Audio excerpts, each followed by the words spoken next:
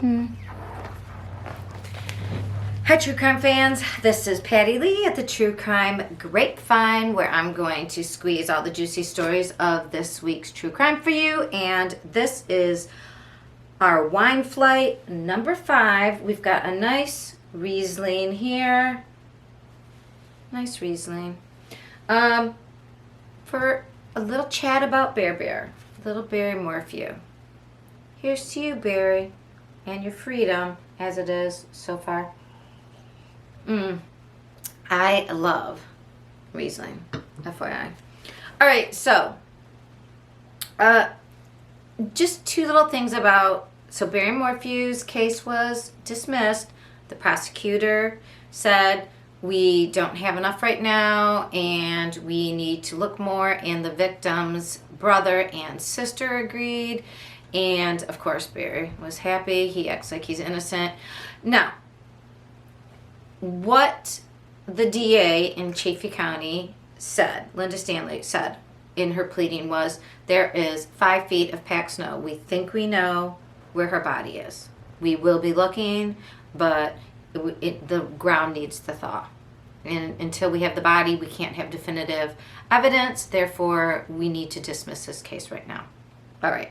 Seems fair enough. Seems very logical. I believe 2 episodes ago, in episode 8, I thought maybe they should do that, right? And then they also have a chance to cure some of the other issues that happened. Okay, small county, don't really have a lot of these cases. Oh, and they did emphasize that they suspect it is in a remote area near the old Morphew home. So that's interesting, because there was some talk at the time about that he had turned towards a road that had a mine area on it. And then also, if you follow It's a Crime, and Linda is the host. Hi, Linda. We love you.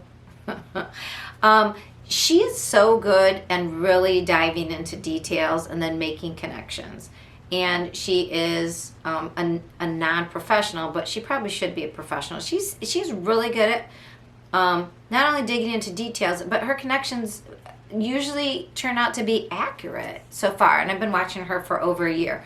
It's a Crime on YouTube. Her name is Linda. It's got a teal colored icon that has like 2 hands. Go watch Linda. And she's got playlists about Barry Morphew. And I'm just telling you, she has been really digging into his behavior. And okay, I've said it before, I am not non-biased about this, because I think of all the true crime I've read, and I'm just a reader of true crime, but I also do know about problem-solving skills and about motivation and how people act. And I am just telling you, I think Linda is on target with everything here. So anyway, she has talked a lot about that she thinks he buries things. I mean, he's got a habit of burying things. He buried things.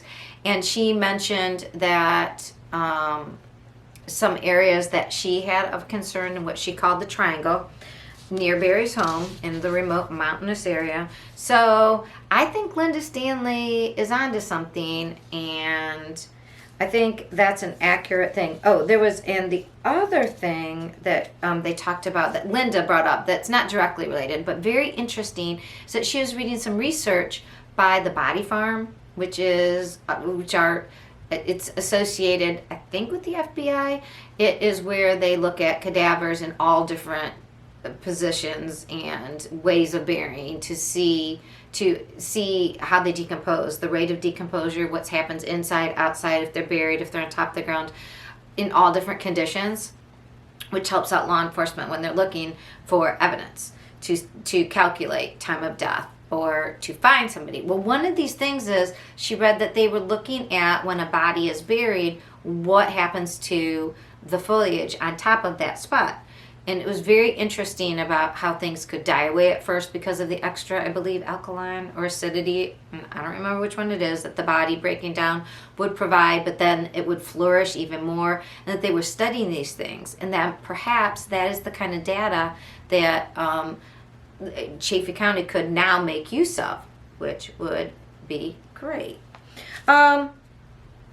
Or whoever, because we don't know what exactly happens, but it would be great to find her body. And I'm sure everybody in the Morphew family would agree with that, right? I know the girls would. And I'm certain Barry would too, right? So, while we're waiting for the ground to thaw, and while we're waiting to see if they're right about where Suzanne is, the other interesting little tidbit, and unless you're on Twitter and following things, there's this account, I believe it's Tom Scruggs, who I follow, and also I follow Lauren Sharf from Fox News, who's been one of the main contributors, reporters, of the story. She's gone to the trial. There is something very odd happening. So Barry's attorney, Iris Eaton. So I looked her up because I'm like, what is going on? She seems to be like, she attacked Lauren Sharf so Barry gets off, right? And they're like, he's vindicated, everything you expected, a good defense attorney to say, right? Like, to be for his client. So I looked up more about her because I thought at this thing, she called out Lauren Sharf and said, like, the press of people like you, Lauren Sharf, by name, like, pointing at her and everything. I believe that's from my recollection, in my opinion, allegedly. But it looked weird. Like, why is she targeting Lauren? Lauren Sharf, go look up her Twitter. Follow her, please. Look up her YouTube. She's like a step above me, but like, she's producing her own stuff with her camera. After she goes to the trial, she just talks, and she is very non-biased. She's a reporter. She's not for or against Barry Morphew. So I don't know why his lawyer is acting psycho.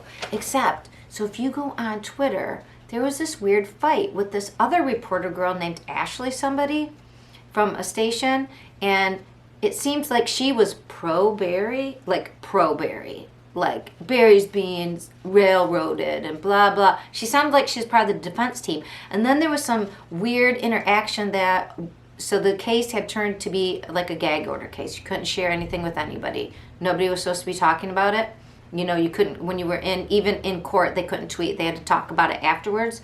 But this one Ashley reporter, I guess, ended up with a filing by the defense before anybody else could get it. So officially it was like filed, so it had been filed.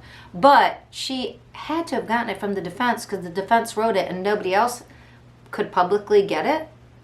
And you ask, why is that a big deal? Well, one, it's against the gag order. You're not supposed to, neither side was supposed to be sharing stuff with reporters. But it was a pro-Barry reporter, and that reporter was attacking Lauren Sharf on Twitter all the time. So then Iris Eaton goes and attacks. And I'm like, what is going on? So Iris Eaton, Iris, I am sorry, but I looked you up because I kind of thought you looked like I wondered, okay, you, between Iris and Drew, okay, I'm gonna, yes, I was a cheerleader, and yes, I was in a sorority. I wouldn't say I was popular, but I could blend as popular. I'm a weirdo.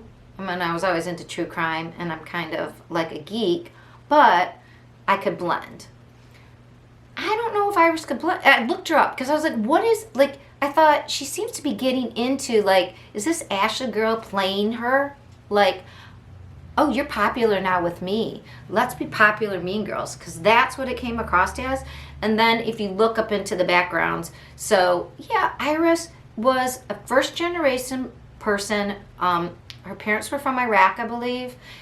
I'm going to sound like a dumb white biatch from America, which I can't say I'm not, because it could have been Iran, but I think it was Iraq. But they came here, there's been a lot of problems over there, right? She was born here. But I'm saying, raised by immigrants, working really hard. She's very tall. I don't know if she actually is striking looking. She is attractive, but she does look like ethnic, and I don't know if Arizona, how people are there, if they're racist or not. But I can see how she felt different. And so like, is this Ashley girl? I really feel like this Ashley girl got her under her skin. And then when you look up their background, they say, like, Drew Nielsen is basically the calm, logical one, blah, blah, blah. And Iris is, like, emotional and heated. And I'm like, Iris Eaton, girl, check yourself before you wreck yourself, because I don't think that Ashley girl, like, you shouldn't be fighting Laura and Sharf. You're a lawyer. You are amazing. You get off people all the time.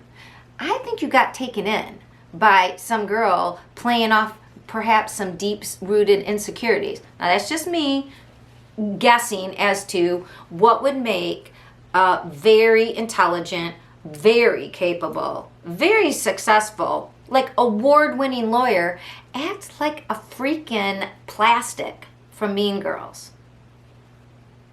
And the only thing I could figure out, and the only thing is that chick. So, I don't know nothing about nothing. I'm not a lawyer. I'm not as smart as Iris. But I do know girls. And I know Mean Girls. And that Ashley thing and getting her and Iris, and getting Iris to, like, fight Lauren and make fun of her, and that smacks of Mean Girl stuff. And that's the real squeeze out of the grapevine from my point of view.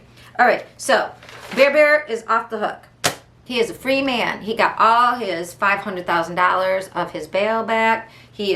Does not have to be GPS. He got his passport back. He can go wherever he wants. So good for him. Let's find Suzanne's killer. Let's find Suzanne's body.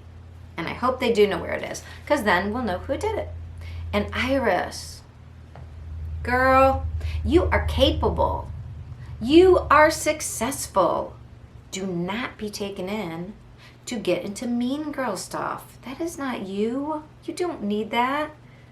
Gosh, most reporters make zero, like very little money. The camera people, that girl, she is playing you. You don't need it. You're too good.